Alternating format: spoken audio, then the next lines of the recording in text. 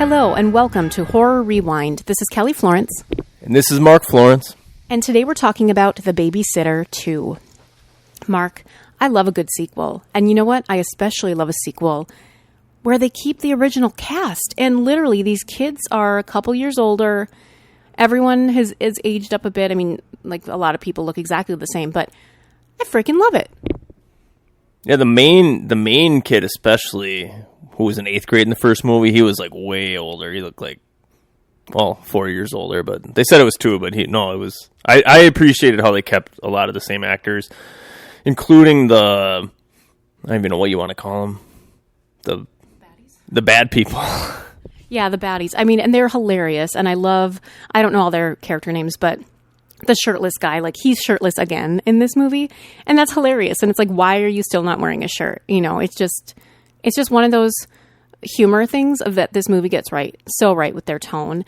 And his friend, the love interest, now you think, like, oh, they're going to live happily ever after, and it's so cute. Well, guess what? She's, like, the new queen baddie, and he's got a new love interest, which is, we're like, why do we recognize her? But it is the little sister in You, Season 2.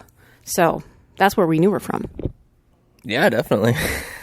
So a lot of this movie was a lot of the same stuff from the first one. They did the same opening sequence, like where the kid is getting bullied at school. They did a lot of the same, like, everyone else is in slow motion, but they're in normal.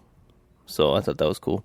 Yeah, I like that, how it was pretty consistent. You know, we knew what we were getting into, and they knew what we loved about the first one, and they just set it for this sequel, and it was great. And then we get this houseboat action and, you know, all this stuff on the water and just, you know, totally different setting, obviously, than the first one, where the first one was more like Home Alone. He's trying to set traps for these people to get out of his own house or stay alive. And now they're sort of on the run.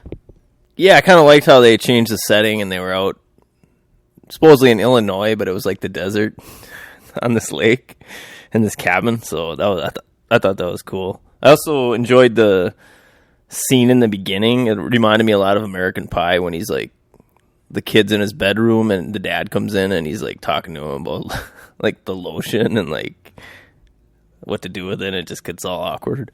Oh God, that's so awkward and uncomfortable. Speaking of the cabin in the end, I'm just going to jump around, but it's very Evil Dead-esque, and it even has the cellar and everything. It just reminded me of, Evil Dead exactly. And I assume they're paying homage to a lot of great cabin in the woods films. Definitely, yeah. The cellar was a nice touch when they were down there, and then the people came in looking for them, so they got all equipped down there. They even put on like face paint, so that was interesting.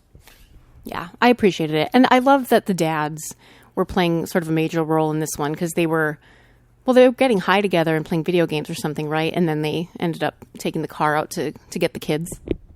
Another scene that was funny within the cabin was when the guy had to pee, and he's peeing in the cabin, and she sees something and like gets his attention. He turns around and then he like pees on her face. Yeah, because he was shy. He didn't want to go outside, and then he had a shy bladder, so he made her turn around. Or he turned around and said to plug your ears, but I think she didn't see something. She was just, like, messing with him. She's like, boo, and then he screamed and turned. Like, gross! So, Kelly, have you ever taken a houseboat trip like these people did? No, I wish I did, and I think you have, right? Like, where? Up in northern Minnesota? Yeah, Crane Lake. I think I was in 11th grade, and we went up there with my dad and my sister, her friend, and a couple of their friends. It was pretty fun. So give me an idea of like the size of a houseboat. I mean, I know maybe movies make it look unrealistic. Was it as big as this one? Or, you know, is it cramped? Like, how many bedrooms? Give me the layout of a houseboat. Yeah, I feel like there was 2 levels. I think the upper level had a little bit of a roof, but there's like a big, you know, living room type thing, a small kitchen. I think the bedrooms are pretty cramped up though. So, but we made it through and we had a good time. Is there a bathroom on board? Yes. I think there's a bathroom and a shower and all that good stuff. So I think I could be wrong. Wow, that sounds like super fun. I mean, I would totally rent a houseboat if we had the opportunity. And that's more my jam than like an ocean, type, yacht or something. I mean, don't get me wrong, I'd go on a yacht, but the ocean makes me more nervous than like a lake. And then there was also like a little fishing boat that you pull behind it, like if you want to go out on excursions. So I took it out by myself, and I had no idea like what I was doing, and I didn't know about like how to plane out the boat, so the nose goes down. And there was a storm, and I was trying to get back, and the nose was super high, and I thought I was going to sink. Wow. I don't even know what that means, plane out, but see, you know more about sailing and boating than I do, so good job. And there was another funny scene in the beginning that everybody's on like some kind of drug or something, and then they showed the hallway at school, and then it showed by each person like what thing they were on, and like one person was on whiskey, a couple of various drugs, and then another, I think it was some girl was on penis. Oh, no, this is funny. It's really clever, and visually it's an interesting, it's not ordinary, it's an interesting visual tone that they set. Yeah, no, there's a lot of cool like little side things like that in this movie. Like sometimes they'll do something and it'll just say like across the bottom like "holy fuck" or something like that, in, like weird letters. So I appreciated that. Well, yeah, and like it's like silly string bitches, like anytime they have a weapon or something that they've remembered, it says it across in text, and so yeah, that's funny. That reminds me, there was another funny line talking about the boat. I think it's the shirtless guy. He does a Forrest Gump impression, and he's like, he calls it Jenny or something, like the boat Jenny. Anyway, it made me laugh. Yeah, the boat's name was Jenny, and there wasn't a key for the boat. It was a code. But then he figured out it was 8675309, so that started the boat. So funny. So this kid had been telling people what happened to him, and nobody believed him. So he was on all these medications, and everyone thought he was crazy. Now, wouldn't it suck if you were telling exactly the truth and everyone just disregarded you and thought you were crazy? Yes, it would be the worst. And there's nobody really to corroborate his story. I mean, his friend, who's now, the main baddie, I mean, she could corroborate, but maybe she doesn't want to because it's safer if people just think he's crazy so that they won't be caught. Of course, later the dad does witness things with his own eyes. Oh my gosh. And the twist, I'm going to get into it right now. Samara Weaving was basically a cameo. They show her in flashbacks how she discovered all these people, and then she emerges from the sea at the end, or the lake. And we see that she literally set everything up in order so that these two could save each other. And it was so awesome because you think, oh no, she's, going to come and destroy them because she was both of their babysitters, and like that she was with the girl, when her parents died and everything. You think that she set that all up, but really it was all a positive thing. So she's wonderful, and I love her. That was pretty cool how it seemed like somebody was kind of helping them. They like gave them like the safe, the code of the safe. I can't remember the other thing they helped with, but yeah, something about the cabin. But yeah, I didn't suspect that at all, so that was pretty cool. I loved it. And then also it was like this little thread, this through line that tied everything together and weaved the story. So it brought the past, the very past, almost like a prequel, tied it to the last movie, and then brought it into this movie just seamlessly. It was very clever. Yeah, and there was a similar scene at the beginning of the first movie, and they're on the houseboat. They're playing 7 Minutes in Heaven. And then they play the song "I Want to Know What Love Is" by Foreigner. So I appreciate that scene. That's the thing about this. The parents, I mean, we don't have, well, we practically have kids this old, but we don't. But the parents are like more of our generation, and then it's teenagers, and then this sort of in between age, and I feel like this movie is tying together those generations, and it's a little bit of a nostalgia, but it's also probably, hopefully, like funny to current generations or younger generations too. And they made a lot of very current references. I can't remember exactly, but they said like Bear Grylls is the kind of guy who stays in a hotel, and Survivor Man like lives out in the wild. Another one was the black guy said like a post Jordan Peele era plot where he doesn't die right away. And also they called the weird dad a Joe Exotic looking motherfucker. Oh my gosh, I forgot about that. Yes, that was very current. Like lots of funny pop culture references, yet nostalgic references too. So it's, again, tying all of those things together. So funny.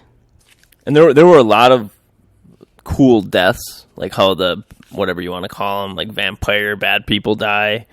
The shirtless dude was tubing behind the boat. Which the tubing scene is just so funny to me because, like, how often do you see, like, a bad guy tubing and, like, he's pulling himself up? Like, that's hilarious. Like, can you imagine Michael Myers doing that or something? But it's funny with this guy.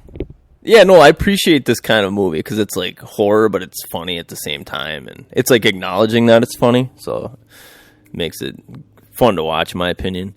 And he ends up getting on the boat. They spray silly string on his face, light on fire, he falls in the water. He comes up, he's perfectly fine, but then they start the motor, the rope gets caught in the thing, and his leg gets all cut up, and then his face ends up getting in the prop. So that was pretty cool.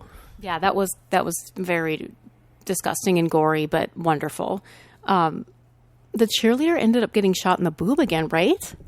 I think so. Yeah. Yeah. So, that's pretty funny. She has bad luck. Bad luck with that. But and then another cool death was the guy got killed. He was in the cabin and like the antler chandelier fell on him. It just like went right through his head. Oh God, that is gruesome. And when you see some antlers in a horror movie, either on the wall or like that, you just know they're going to come into play. They're going to impale someone. Definitely. Another question I had for you. She's kind of looking for help, and she sees a guy by himself playing a banjo by a fire. Like, if you saw that, would you go to that guy for help, or would you leave? No, I'm sorry. I would leave because I've seen Deliverance, and no, that brings up negative connotations. So would they end up tying that guy's shoes together, or the kid comes behind him and ties his shoes together? So that's a shout out to Mark Gallivan, who used to do that at my basketball games, and I think he did it once, and my dad never stopped talking about it. Oh, that's funny. It's such a kid thing to do, and I love it. It's like a simple way to, stop somebody from following you. This song, I feel like it came into play more than once, that Tonto Jump On It song. Do you remember that song? It was like early 2000s. Yeah, I thought it was a different song by, I can't remember who, where they name like a bunch of cities and they keep saying jump on it, but you seem to know it better than I do. I guess it was like 99 or 2000, that song. Because there's like a dance that you do, and it's sort of like a lasso movement and stuff. I don't know. And also it's kind of like a Mortal Kombat or Street Fighter type fight scene where I can't remember who was fighting. Oh, the new girlfriend and the old girlfriend are fighting, and they have the side view, and they have like their power bar and all that. So I thought that was pretty creative. Oh, I loved it. I just think visually, tonally, again, knocked it out of the park. Costuming, lighting, cinematography, dialogue, acting, humor, like it hit everything for me. I agree. Although it was still a sequel, and it took a lot of ideas from the original. So when I see that, at least I'm like, that wasn't the original though. Like, I don't know if how far do you want to break away from it, or keep doing the same thing over. Like I said, I think they took all the things that we loved from the first one, and it wasn't like they repeated them, but gave us what we loved, and then gave us something new and took us on some new twists and turns. Now, I was talking to my friend Nate the other day, and I'm like, that post-credit scene makes me think there's going to be a sequel, and he said they didn't even see the post-credit scene. So, friends, if you have not watched through the credits, there's a little secret scene. So I'm thinking, hopefully, they'll make a third movie, because give me more of this universe. I love it. Definitely, yeah. No, I'm glad you had a nice tip there. Like, if you're watching on Netflix or some streaming service and it doesn't cut off the credits, there's probably going to be a scene, so keep watching. Yeah, we've noticed that on The Walking Dead. Normally, if there's nothing at the end of the credits, it skips and it says next episode and it starts automatically playing. But if for some reason it doesn't do that, it means there's a secret scene. Because a couple times I'm like, why isn't it skipping ahead? And thankfully I didn't fast forward, and then you see that there's like a secret scene there. So that's happened on The Walking Dead at least 2 times, maybe more. And then this also happened with this movie, and that was out of character for what Netflix does. So yes, shout out. Thanks for mentioning that, Mark. Yeah, definitely. And also one thing we didn't mention yet, kind of another twist, another twist at the end is that the whole reason they're after this kid is they need the blood of the innocent, quote unquote, to mix with the blood of something else, and then they drink it, and then they're good to go for another 2 years. But the kid ends up losing his virginity in the cabin, so he's not innocent anymore. So when they drink the blood, they just all die. That was so awesome. I love it.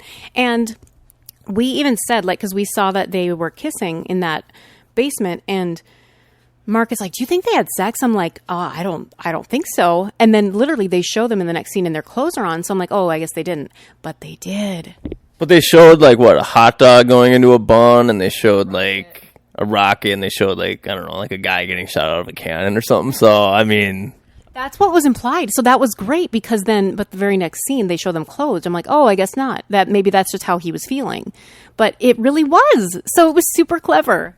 Yeah, and the babysitter, who was also her babysitter when her parents got into this car accident. And that ended up being why she turned into this thing, because she wanted to save this girl's life or whatever.